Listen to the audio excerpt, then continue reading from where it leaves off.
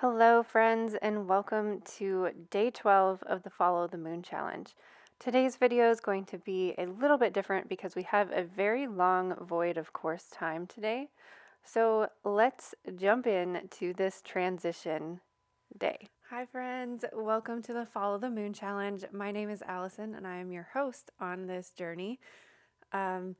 Today's a little bit of an in-between day, so I think it might be a good idea to kind of reflect a little bit and go backwards to just to kind of check in and see how you're feeling about following the moon and to just kind of refresh on everything because the moon does move pretty quickly. It's only in a sign for a couple of days and then we transition into something else. So we're on day 12 and we have gone through nearly half of the zodiac at this time. So let's just check in with the energy for today. So Wednesday, February 1st, the moon goes into void of course at 6:57 a.m. this morning.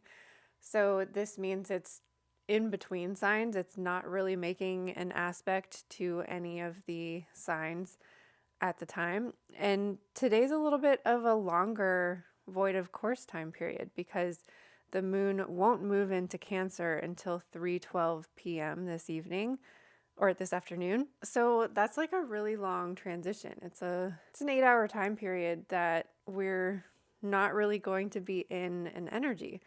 So I thought that that would be a good time to remind ourselves that we are still in Aquarius season.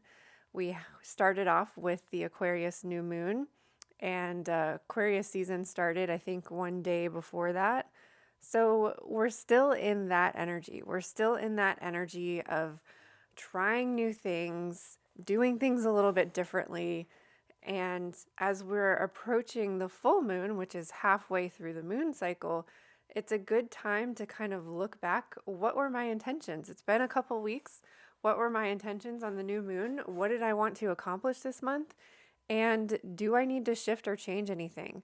Because the full moon is going to illuminate everything. Like it's totally full. We can see everything. So now that we've tried things out a little bit, what's working? What's not working? What do we need to change? What do we need to shift? And I also want to point out that when we move into Cancer today, this is the sign before the full moon because we had a full Cancer moon last month.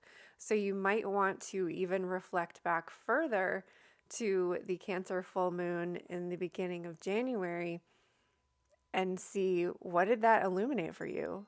What did that bring up for you? Because personally for me, like Cancer, well, I mean, we'll talk more in depth about Cancer tomorrow, but Cancer and water signs in general illuminate emotions. They might, or bring up emotions.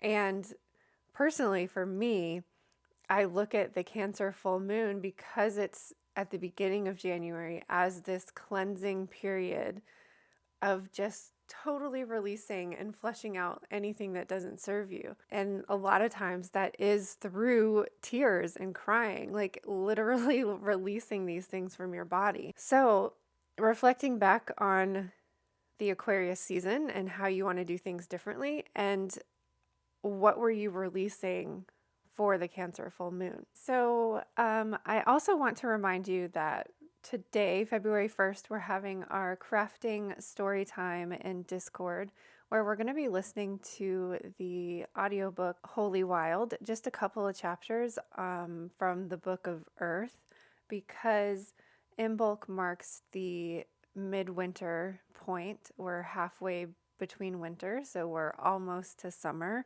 I mean, almost to spring.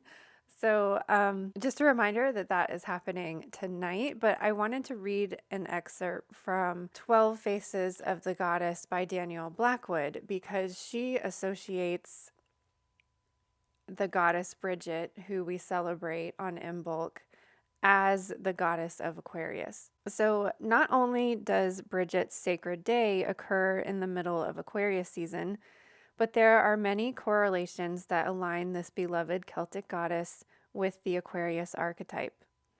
Both are aligned with the sudden spark of creative inspiration, and they are each a catalyst of hope for the future. The glyph for Aquarius has been described as the waves of the water of consciousness, but also the lightning bolts of inspiration, which align with Bridget's epithet, the fiery arrow. As all creatives know, inspiration can be evasive when we most need it. It can be capricious and evanescent. You almost have it and then it disappears. One thing for certain is that inspiration cannot be forced, only invited. We must make space for it. Prepare the ground so the seeds can sprout. We must remember to fill our own well and then tend our inner flame by feeding the fire with those things that nourish it. So I think that this is really beautiful that we have this Imbolc celebration and this goddess that teaches us to kindle our inner fire right as we are leading up to a Leo full moon. And the Leo full moon is going to illuminate those things that we are proud of, illuminate those best things about us. And Leo being a fire sign, we are also illuminating the fire within, the spark within. So Imbolc is encouraging us to find that spark within and kindle it and allow it to grow and expand out into the world. Cancer energy, although a water sign, is going to love and nurture and care for that fire, tend to that fire, tend to that hearth, and tend to that home. And then all of this energy is leading up to the Leo full moon, where we can illuminate the best parts of ourselves and again add that kindling that's going to encourage it to stay lit and to continue to glow and to continue to blaze. So while we're in this really long transition from 6:57 a.m. until 3:12 p.m., just kind of do a little bit of reflection. Most people recommend not doing anything or starting anything during a void of course moon.